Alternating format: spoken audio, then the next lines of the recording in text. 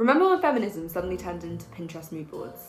Everyone had pastel highlighters, 5 a.m. routines were a thing, and Molly May was telling us that we all had the same 24 hours in a day. You to sit there and say that we all have the same 24 hours in a day is not correct. And I'm like, but technically what I'm saying is correct. We do.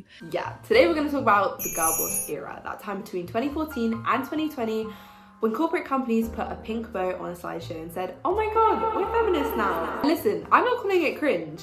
If anything, I'm saying that the girl boss era was low-key a cult. So, buckle up as we go through the archives of girl boss manipulation. Let's take it back to the early 2010s. Feminism was going mainstream for the first time. Brands were like, supporting women, that sounds profitable. Here enters Sophia Amoruso, CEO of Nasty Gal and author of #GirlBoss. The book was essentially, if you hustle hard, stay quirky, and ignore centuries of systematic inequality, you too can be a billionaire girl boss. Spoiler, Nasty Gal went bankrupt 2 years after this book was published. But the movement was already viral. We got the Girl Boss Netflix show, we got lean in culture, thanks Sheryl Sandberg.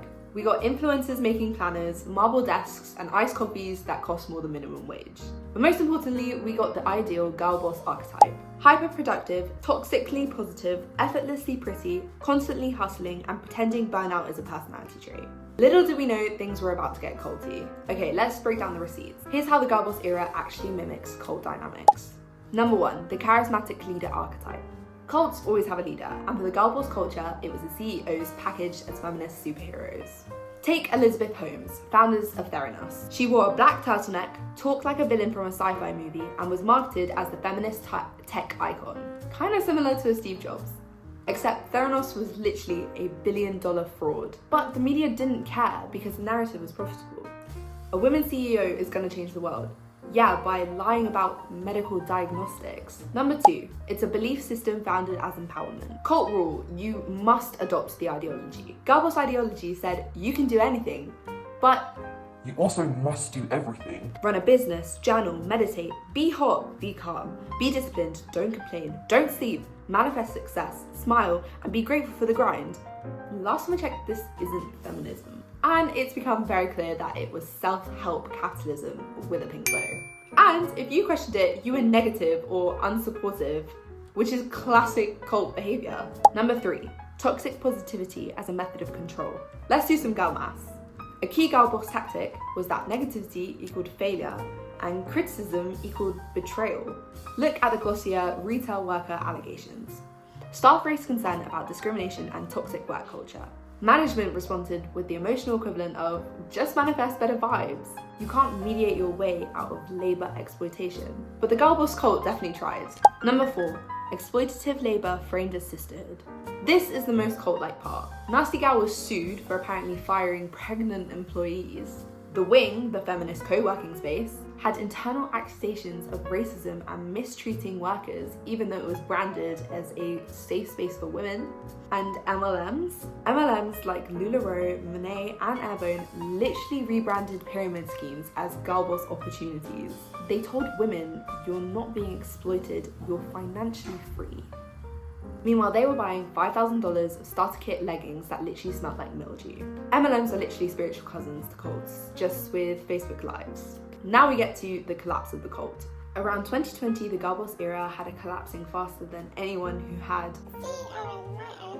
in their Instagram bio. Nasty Gal, bankrupt. The Wing, closed after staff allegations. Girl boss media literally laid off everyone. Theranos, completely exposed. MLMs being sued left, right, and centre. Even the phrase girl boss went from an empowerment statement to a Twitter roast. Girl boss, gaslight, and gatekeep also became the holy trinity of ironic internet feminism. Why? Because people finally realised the girl boss movement sold empowerment without actually empowering anyone. It promised freedom while demanding obedience. It promised success while ignoring inequality. And it promised community while pitting women against each other, ultimately just isolating them. Literally like a cult. And here's why it matters. The girl boss movement rewired a whole generation in how they see work, success, womanhood, productivity, and burnout.